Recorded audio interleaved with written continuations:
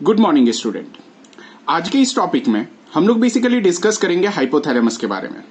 Hypothalamus कहां से form होता है? That is form from the basal part of diencephalon. ये ब्रेन का पार्ट है और hypothalamus major link between neural और एंडोक्राइन सिस्टम के बीच का होता है।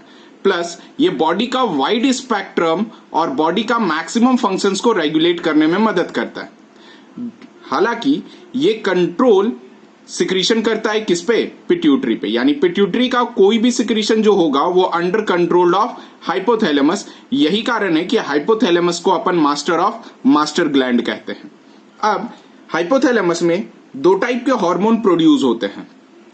जैसे फर्स्ट हार्मोन का नाम होता है रिलीजिंग हार्मोन, मतलब कि ये स्टिमुलेट करता है सिक्रीशन ऑफ पिट्यूटरी हार्मोन। यानी पिट्यूटरी को ये रिलीजिंग हार्मोन बेसिकली क्या करेगा? स्टिमुलेट करने का आदेश देगा। जबकि इनहिबिटिंग हार्मोन वो हार्मोन है जो इनहिबिट यानी रोकने का काम करेगा। किसका? पिट्यूटरी हार्मोन का। एग्जाम्पल जीएनआरएच और सोमेटोस्टेटिन। नेक्स्ट याद रखिएगा कि ये जितने भी हार्मोन है, these hormone originate in the hypothalamic neuron. जैसे हम लोगों ने डिस्कस किया था, वो किससे ओरिजिनेट होते हैं? हाइपोथैलेमिक न्यूरॉन से। और पासेस कहां से होते हैं? Through axon and release their nerve endings. और फाइनली जो नर्व एंडिंग से होता है वहां से वो रिलीज हो जाते हैं। जैसे hormone reaches the pituitary gland through the portal circulations. जैसे बहुत चीज ये होता है, कंफ्यूजन क्रिएट होता है कि हाइपोथैलेमस नर्व से तो सिक्रीट कर रहा है, लेकिन साथ साथ जो एंटीरियर लोब है, क्योंकि डायरेक्ट कनेक्शन हाइपोथैलेमस का पोस्टीरियर लोब से होता है, जबकि एंटीरियर लोब में वो इस्तेमाल करता है किस चीज का? पोर्टल सर्कुलेशन का। Next posterior lobe directly under neural control होता है हाइपोथैलेमस का। यानी पोस्टीरियर लोब से आइदर ऑक्सीटोसिन आइदर वेसोप्रेसिन का सिक्रीशन करना हो तो वो डायरेक्टली हो जाएगा हाइपोथैलेमस से। जबकि एफएसएच, एलएच, एसीटीएच और भी मैक्सिमम हार्मोन जो कि एंटीरियर पिट्यूटरी से निकलते हैं, उससे सिक्रीट करने के लिए हाइपोथैलेमस अपना हार्मोन चाहे रिलीजिंग हो चाहे इनहिबिटिंग हो, अगर रिलीज करवाना हो तो रिलीजिंग हार्मोन सिक्रीट करेगा, अगर इनहिबिट करवाना हो तो इनहिबिटिंग हार्मोन सिक्रीट करेगा। और वो हाइपोफाइजल पोर्टल सर्कुलेशन में जाएगा और तब जाकर के जैसे ही एंटीरियर लोब से वो क्या होगा? मिक्स करेगा, तब जाकर के अपना anterior lobe according to the message work करेगा। अब hypothalamic control over anterior pituitary. Basically यहां पर 6 रिलीजिंग हार्मोन होते हैं, जबकि मैंने आने वाले समय में और जो दूसरे इसके हार्मोन के टाइप है उसमें कुछ इनहिबिटरी हार्मोन्स भी मैंने कंसिडर्ड किया है। अब चलते हैं और देखते हैं। ग्रोथ हार्मोन रिलीजिंग फैक्टर और आइदर कह सकते हैं रिलीजिंग हार्मोन, दैट इज जीएचआरएफ, जो कि स्टिमुलेट किसका सिक्रीशन करता है? ग्रोथ हार्मोन का। नेक्स्ट आता है that is growth hormone release inhibiting hormone, that is GIH. इसको अपन सोमेटोस्टेटिन भी कहते हैं, जो इनहिबिट करता है secretion of growth hormone. Third आता है which is commonly known as thyrotropin releasing hormone, that is TRH. ये स्टिमुलेट करता है secretion of thyroid stimulating hormone TSH और थायरोट्रोपिन का। नेक्स्ट आता है that is corticotropin releasing hormone CRH. ये स्टिमुलेट करता है सिक्रीशन ऑफ एसीटीएच। नेक्स्ट है that is gonadotropin releasing hormone, that is GnRH. ये स्टिमुलेट करता है secretion of follicular stimulating hormone and luteinizing hormone, जो कि स्पर्मियोजेनेसिस में और oogenesis में मदद करता है। Next prolactin inhibitory hormone, that is PIH. यहां से रेड पेन से मैं एक टर्म बता रहा हूं, production of prolactin releasing hormone is doubtful in human. मतलब ह्यूमन में अभी भी ये काफी ज्यादा डाउटफुल है कि प्रोलैक्टिन इनहिबिटरी हार्मोन प्रेजेंट है या नहीं है। लास्ट लेक्चर में हम लोगों ने बेसिकली डिस्कस किया था एक सिनर्जेस्टिक हार्मोन और एंटागोनिस्टिक हार्मोन। अभी हम लोग उसके बारे में गोल्डन फैक्ट्स को देख लेंगे। पहला दैट इज सिनर्जेस्टिक हार्मोन। जब दो और दो से ज्यादा हार्मोन एक दूसरे के फंक्शंस को कॉम्प्लीमेंट करता है, मतलब साथ साथ करने में, और जब तक साथ नहीं होंगे तब तक वो दोनों हार्मोन का कंप्लीट और फुल एक्सप्रेशन शो नहीं होगा, उस टाइप के हार्मोन को अपन सिनर्जेस्टिक हार्मोन कहते हैं। मतलब when two or a more hormone complement their function of each other and both needed for full expression of hormone effect, उस चीज को अपन क्या कहते हैं, सिनर्जेस्टिक हार्मोन। एग्जाम्पल है जैसे इंसुलिन एंड ग्रोथ हार्मोन या फिर थायरॉक्सिन, ये बॉडी के ग्रोथ के लिए इंपॉर्टेंट रोल प्ले करता है। Estrogen, progesterone, prolactin, oxytocin physical growth of memory gland में इंपॉर्टेंट रोल प्ले करता है। नेक्स्ट आता है that is antagonistic hormone. Antagonistic hormone का मतलब होता है कि जब दो हार्मोन का एक्शन अपोजिट होता है एक दूसरे का, उसे एंटागोनिस्टिक कहते हैं। Example insulin glucagon, calcitonin parathyroid hormone, melanocyte stimulating hormone और मेलेटोनिन। अभी हम लोग इन सबों का एंटागोनिस्टिक फंक्शंस डिस्क्राइब करते हुए देखेंगे। अब पीनियल ग्लैंड के बारे में हम लोग डिस्कस करेंगे। अनपेयर्ड होता है और सिंगल होता है। सिचुएटेड होता है dorsal side of diencephalon that is epithalamus of anterior part of a brain. इसी वजह से इसका नाम एपिफाइसिस सेरिब्री भी कहते हैं। जबकि पिट्यूटरी अटैच होता है हाइपोथैलेमस से, इसी वजह से इसका नाम हाइपोफाइसिस सेरिब्री भी मिलता है। नेक्स्ट, एक्टोडर्मल इन ओरिजिन होता है। मैक्सिमम डेवलपमेंट जो होता है इसका अप टू 7 ईयर्स तक होता है। 7 ईयर्स के बाद, आफ्टर 7 ईयर्स ऑनवर्ड्स, इसका डीजनरेशन स्टार्ट हो जाता है और तकरीबन 14 ईयर्स जैसे ही कंप्लीट होता है ये फुल्ली डीजनरेट हो जाता है। डीजनरेट होने के वजह से जहां पर पीनियल ग्लैंड होता है वहीं पर कैल्शियम और मैग्नीशियम सॉल्ट डिपॉजिट हो जाते हैं, जिसे हम लोग ब्रेन सैंड कहते हैं और जिसका नाम असर व्यूली कहलाता है। याद रखेंगे ये सिर्फ सिक्रीट करेगा ओनली वन हार्मोन, जिसका नाम क्या है, मेलेटोनिन, जिसे अपन बायोजेनिक एमाइन कहते हैं। नेक्स्ट, मेलेटोनिन के बारे में। मेलेटोनिन डेरिवेटिव्स है ट्रिप्टोफैन का, बॉडी का एक एसेंशियल एमिनो एसिड है ये, जो कि कॉज करता है लाइटनिंग ऑफ स्किन, यानी मेलेनोसाइट स्टिमुलेटिंग हार्मोन से जस्ट एंटागोनिस्टिक होता है, मतलब उल्टा। जैसे मेलेनोसाइट स्टिमुलेटिंग हार्मोन मिलानिन का सिक्रीशन करेगा जिससे कि कलर कॉम्प्लेक्सन डार्क होगा, जबकि मेलेटोनिन मिलानिन का अपोजिट होगा, वो स्किन का कलर क्या करेगा, लाइट करेगा। ध्यान रखिएगा। डिले करेगा sexual maturity by influencing the development of gonads and release gonadotropin hormone, यानी ये सेक्सुअल मैच्योरिटी को डिले कर देगा, यानी कहीं ना कहीं गोनाड्स के डेवलपमेंट को इन्फ्लुएंस करेगा by the help of gonadotropin hormone. याद रखिएगा, मेलेटोनिन सिक्रीशन इसका इंक्रीज होता है डार्कनेस में, और जैसे ही इंक्रीज हो जाएगा सिक्रीशन, ये डिले कर देगा प्यूबर्टी डिले हो गया तो कहते हैं रिप्रोडक्टिव मैच्योरिटी जैसे ही गेन करते हैं अपन जुवेनाइल पीरियड को पास ऑन कर देते हैं। सो इसी चीज के वजह से इसका नाम क्या पड़ गया, एंटी एजिंग हार्मोन, और इसे कहते हैं pacemaker of ageing. Next, maintain करता है हमारे बायोलॉजिकल क्लॉक, जिसे डायरनल और सर्काडियन रिदम कहते हैं ह्यूमन बॉडी का। मतलब कि 24 घंटे में कब अपन सोएंगे, कब अपन जागेंगे, कब अपन क्या करेंगे, ये हमारा मेलेटोनिन ही डिस्कस करता है। नेक्स्ट, एनिमल में ये डिसाइड करता है ब्रीडिंग सीजन। जैसे डॉग का breeding season near about winter है, यानी विंटर आने से पहले वो ब्रीड करना पसंद करते हैं, तो वो बेसिकली रेगुलेट कौन सा करता है, मेलेटोनिन रेगुलेट करता है। अब लाइट में मेलेटोनिन का इफेक्ट देखेंगे। जैसे लाइट में मेलेटोनिन डिक्रीज कर गया, क्योंकि ये क्या होता है, इंक्रीजेस सिक्रीशन होता है डार्कनेस में। सो जैसे ही मेलेटोनिन डिक्रीज कर गया, बीएमआर इंक्रीज करेगा, यानी एंटी गोनाडियल हार्मोन इंक्रीज करेगा और गोनाड्स का डेवलपमेंट डिक्रीज करेगा।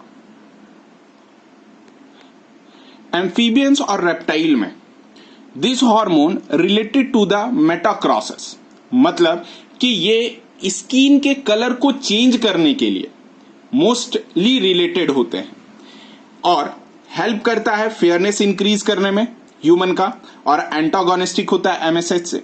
यही कारण है, कहा जाता है कि अगर अपन डार्कनेस पे ज्यादा रहेंगे तो कलर की कॉम्प्लेक्सिटी यानी बॉडी का कलर टोन इंक्रीज करेगा। जबकि मिडिल पार्ट सिक्रीट करता है एंटीगोनोडियल हार्मोन। ये रहा पीनियल ग्लैंड के बारे में, और जितने भी टर्म बताए गए हैं वो काफी इंपॉर्टेंट है। यहां पे आपके लिए एक क्वेश्चन कि पीनियल ग्लैंड को सीट ऑफ सोल क्यों कहते हैं। आपको जब वीडियो आप पीनियल ग्लैंड स्टार्ट करते हुए देखना तो टॉपिक के राइट हैंड साइड में आपको लिखा हुआ मिलेगा that is seat of soul. आज का पहला क्वेश्चन है कि seat of soul pineal gland को क्यों कहते हैं, ये आपको फाइंड आउट करके आना है। नेक्स्ट, अब अपन डिस्कस करते हैं थायराइड ग्लैंड के बारे में। थायराइड ग्लैंड बेसिकली देखेंगे लार्जेस्ट एंडोक्राइन ग्लैंड होता है बॉडी का, जिसका नियरली अबाउट वेट 35 ग्राम होता है। कहां पे पाया जाता है तो ये ventrolateral side of joint of trachea and लैरिंग्स, यानी वेंट्रल लेटरल साइड ज्वाइंट कहां का, ट्रैकिया और लैरिंग्स के जगह पर थायराइड ग्लैंड प्रेजेंट होता है, और ये बाइलोब्ड होता है और एच शेप्ड होता है। याद रखिएगा, बाइलोब्ड होता है और एच शेप्ड होता है, जबकि रेप्टिलियंस में ये सिंगल लोब्ड होता है, ध्यान रखिएगा। अब जब बाइलोब्ड हो गया, एच शेप हो गया अराउंड द ट्रैकिया, सो प्रत्येक इसके दोनों लोब्स आपस में ज्वाइन होंगे by the mean of non glandular flap of connective tissue, जिस चीज का नाम अपन क्या कहेंगे, इस्थमस कहेंगे। Each lobe made up of the connective tissues, साथ साथ बहुत सारे फॉलिकल प्रेजेंट होते हैं और उसमें glandular cells of connective tissue present होते हैं। ये डायग्रामेटिक व्यू बताया हूं कि कहां पर थायराइड ग्लैंड एक्चुअली में प्रेजेंट होता है। जैसे ये हमारा नेक रहा, नेक के ऊपर ये ब्रीदिंग पार्ट्स रहे, पहला लैरिंग्स, ट्रैकिया, और ये देख लो आप रेड कलर का ग्लैंडुलर फॉलिकल्स बताए गए हैं थायराइड के, और ये बीच वाला पार्ट को इस्थमस कहते हैं। ये इस्थमस ही एक्चुअल में नॉन ग्लैंडुलर पार्ट होता है, और आपको दो साइड के लोब ऑब्जर्व हो रहे हैं। अब इसका टीएस के बारे में अपन डिस्कस करेंगे। जैसे ही ट्रांसवर्स सेक्शंस में देखेंगे तो ट्रांसवर्स सेक्शंस में हमें तो पहले स्ट्रोमा रीजन मिलेगा, जो कि एरियोलर कनेक्टिव टिश्यू का होगा या फिर लूज कनेक्टिव टिश्यू का, जिसे स्ट्रोमा कहते हैं अकॉर्डिंग टू एनसीईआरटी। जबकि ये क्या रहा, ये थायराइड फॉलिकल रहा, जो क्या रहा, सिंपल क्यूबॉइडल एपिथेलियम से बना रहा, जो रिलीज क्या करता है, थायरॉक्सिन और फॉलिकुलर सेल्स या फिर क्यूबिकल सेल्स। नेक्स्ट, इसी जगह पर ये जो छोटे छोटे हैं, जो बेसिकली इंटरलॉब्यूलर से साइड हट करके प्रेजेंट होते हैं और अराउंड द लॉब्यूल्स पाए जाते हैं, जिसे पैराफॉलिकुलर सेल्स या सी सेल्स कहते हैं। ये सिक्रीट करता है थायरोकैल्सिटोनिन और रिजल्ट करता है क्या, हाइपोकैल्सीमिया। हाइपोकैल्सीमिया मतलब कैल्शियम का एब्जॉर्प्शन कम करवाना होता है। नेक्स्ट दैट इज, अब इस जगह पे आप देख लो, ये ब्लड वेसल्स रहा, आर्टरीज और वेन्स, जबकि दो फॉलिकल्स के बीच में जो रीजन पे स्ट्रोमा प्रेजेंट होता है उस जगह का नाम होता है इंटरलॉब्यूलर कनेक्टिव टिश्यू। जबकि प्रत्येक फॉलिकल के बीच में फ्लूइड फिल्ड होता है, वो एक्चुअल में होता है किसका, कॉलॉइड रहता है, और ये कॉलॉइड का नाम होता है दैट इज थायरोग्लोब्यूलिन, जो एक टाइप का ग्लाइकोप्रोटीन होता है। याद रखिएगा, इसी जगह पर आपको दैट इज पैराथायरॉइड हार्मोन और दूसरा है विटामिन D3, ये दोनों हाइपरकैल्सीमिया को लीड करते हैं, और PTH और विटामिन D3 एंटागोनिस्टिक होता है थायरोकैल्सिटोनिन हार्मोन, क्योंकि ये हाइपोकैल्सेमिक इन नेचर होता है। यहां पर 3 हार्मोन्स रिलेटेड होते हैं कैल्शियम हीमोस्टैसिस से, जो अभी हमने ऊपर देखा था। अब कुछ इंपॉर्टेंट टर्म देखते हैं साइंटिस्ट के नाम। ईसी कैंडल, जो कि फर्स्ट प्रिपेयर किए थे क्रिस्टल ऑफ थायरॉक्सिन, जबकि Harington and Barger related to the molecular structure of thyroxine, यानी थायरॉक्सिन का मॉलिक्यूलर स्ट्रक्चर के रिगार्डिंग ये डिस्कवरी किए थे। जबकि next that is Gudernatsch, ये डिस्क्राइब किए थे role of iodine in metamorphosis of tadpole. जैसे कि हम लोग एनिमल किंगडम में जानते हैं कि टेडपॉल में आयोडीन अगर वाटर में प्रेजेंट नहीं होगा तब वो टेडपॉल एडल्ट फ्रॉग में कभी भी कन्वर्ट नहीं होगा। जैसे कि अगर हम लोग आयोडीन रिमूव कर देते हैं वाटर, तो क्या होगा कि थायराइड ग्लैंड या फिर थायराइड ग्लैंड फ्रॉम द टेडपॉल, सो टेडपॉल कभी भी कन्वर्ट नहीं हो पाएगा एडल्ट में। इसी कैरेक्टरिस्टिक्स को नियोटेनी कहते हैं। और याद रखिएगा कि जब जो फर्स्ट अगर लार्वा रिप्रोडक्शन स्टार्ट करना शुरू कर दे तो इस केस को अपन क्या कहेंगे, पीडोजेनेसिस कहेंगे।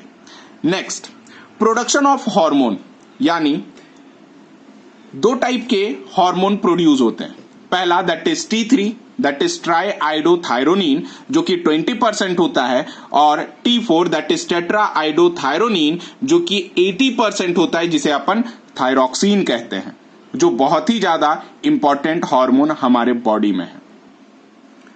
अब हम लोग थायराइड सिंथेसिस को डिस्कस करेंगे। मैंने एक डायग्रामेटिक और फ्लो चार्ट से समझाने का कोशिश किया है। होप कि यह वीडियो में आपको क्लियर हो। सबसे पहले जो हम लोग डिस्कस करेंगे वो ये डिस्कस करेंगे कि T3 और T4 किस टाइप में फॉर्म करते हैं। लेकिन बेसिकली जानने से पहले हमें 2-3 पॉइंट याद रखना है।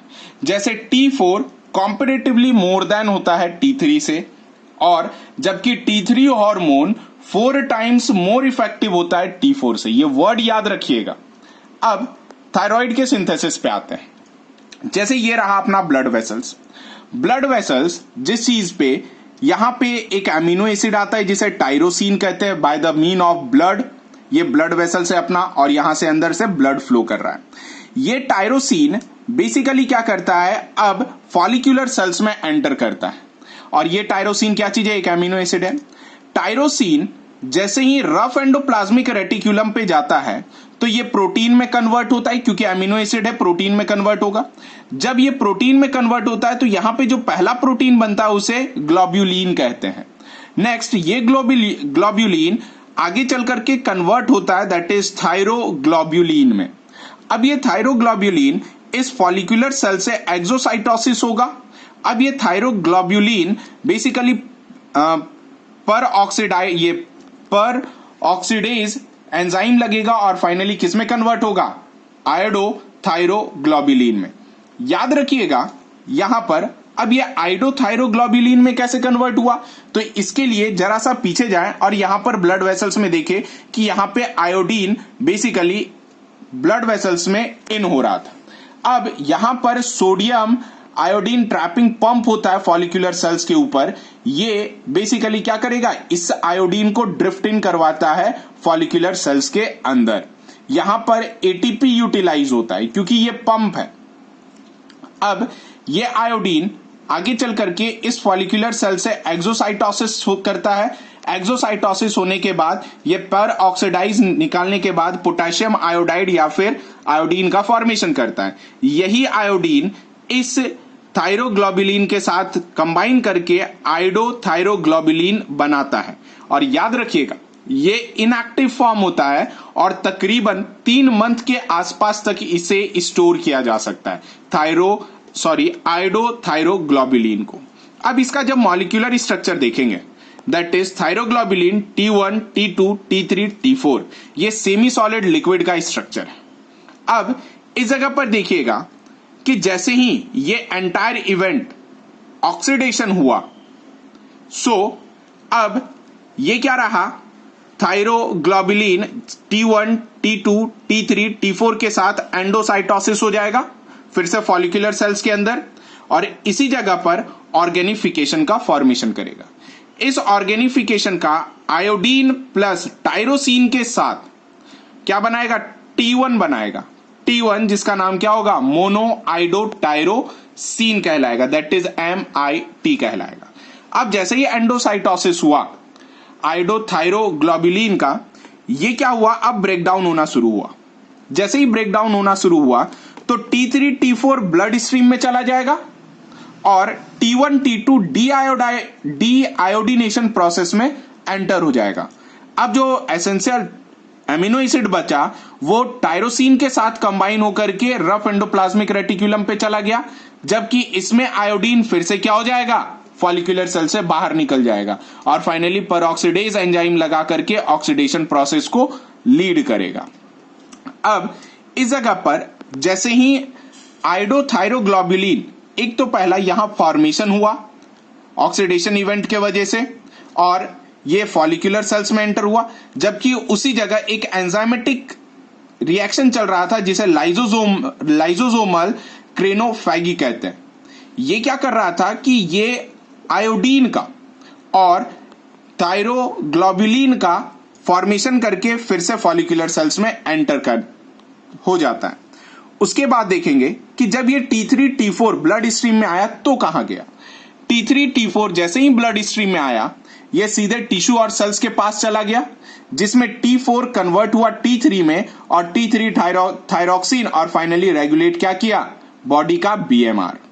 और याद रखिएगा कि T3 और T4 बाइंड किसके साथ कर रहा है, एल्ब्यूमिन और थायरॉक्सिन बाइंडिंग ग्लोबिन के साथ। नेक्स्ट लास्ट इवेंट जिसे कपलिंग कहते हैं, ये कपलिंग में मतलब कि कपल करना, जैसे T1 plus T1 that is मोनोआयोडोथायरोसिन, ये कंबाइन करके डाइआयोडोथायरोसिन बनाया T2, T1 T2 मिला करके T3 कन्वर्ट हुआ और T2 plus T2 T4 convert हुआ। Either T3 plus T1 convert हुआ, लेकिन याद रखिएगा जब T3 प्लस T1 कन्वर्ट होगा T4 में तब ये काफी ज्यादा रेयर और बहुत ही ज्यादा अनस्टेबल कंपाउंड बनाएगा। ये पूरा एंटायर मैकेनिज्म जो है, ये आप जो पूरा एंटायर मैकेनिज्म देख रहे हो, ये मैकेनिज्म थायराइड सिंथेसिस का है।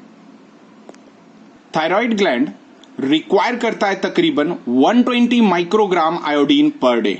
अब अपन थायराइड हार्मोन के सिक्रीशन का रेगुलेशन देखेंगे। जैसे ये सिक्रीशन रेगुलेशन हाइपोथैलेमस और बॉडी का थायरॉक्सिन हार्मोन के बीच में होता है। जैसे हाइपोथैलेमस सोमैटोस्टैटिन और that is thyroxine releasing hormones, ये सीधे किस पे लगेगा, थायरोट्रॉफ सेल्स पे लगेंगे जो कि एंटीरियर पिट्यूटरी ग्लैंड में प्रेजेंट होते हैं। सिक्रीट करेंगे थायराइड स्टिमुलेटिंग हार्मोन और ये कहां पे जाकर के लगेगा, थायराइड ग्लैंड पे लगेगा और थायरॉक्सिन का रोल बढ़ाएगा।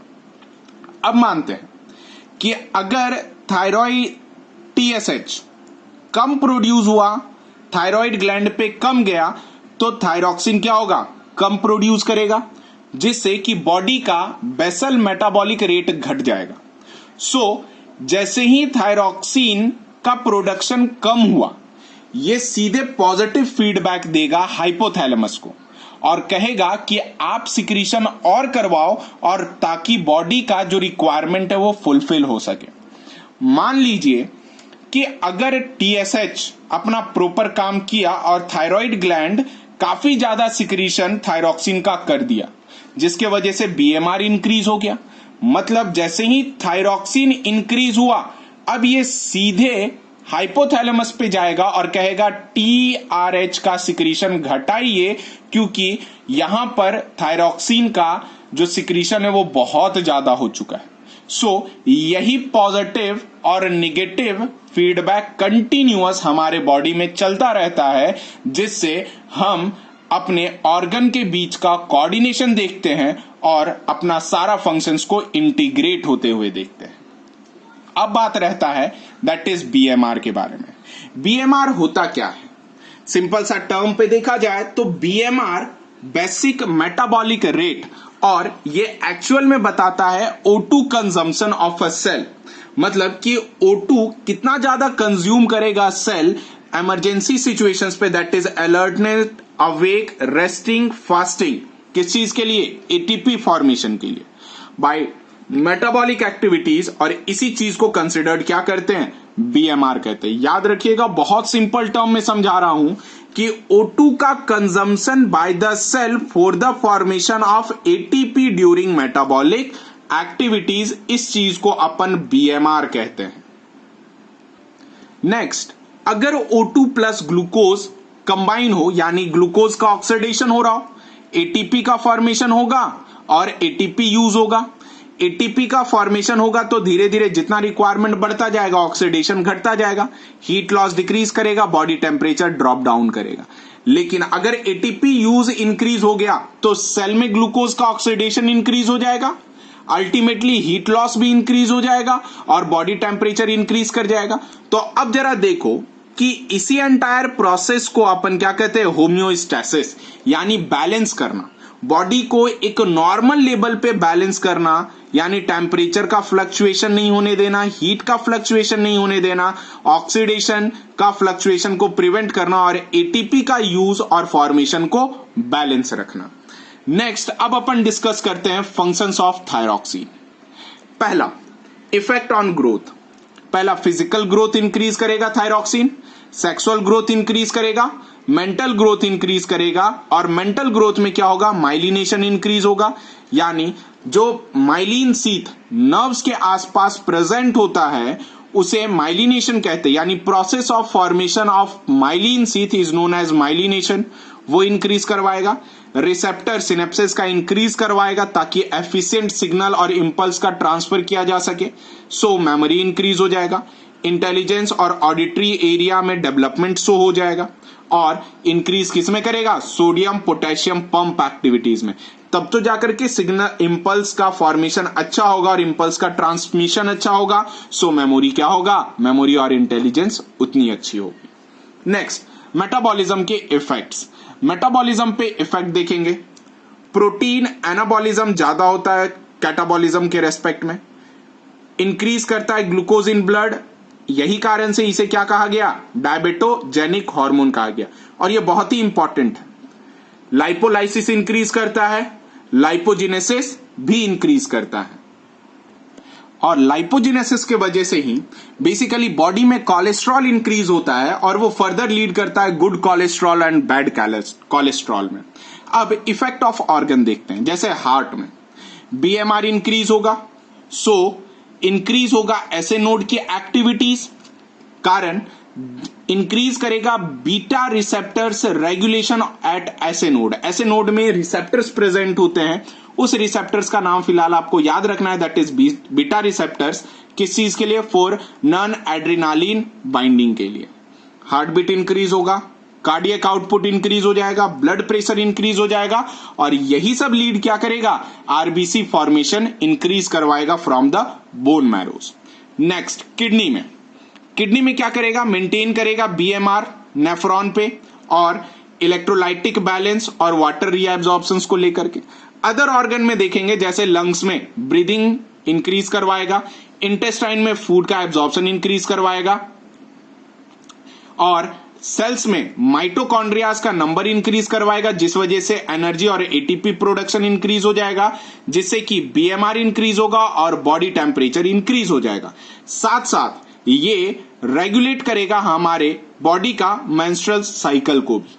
सो आज के वीडियो यहीं तक, मिलते हैं अपने नेक्स्ट वीडियो में जिसमें अपन डिजीज के रिगार्डिंग डिस्कस करेंगे और बताएंगे कि थायराइड ग्लैंड में हाइपो और हाइपर सिक्रीशन होगा तो उसमें किस किस टाइप के डिजीज होने के चांसेस है। सो तब तक के लिए stay safe, stay healthy and thank you for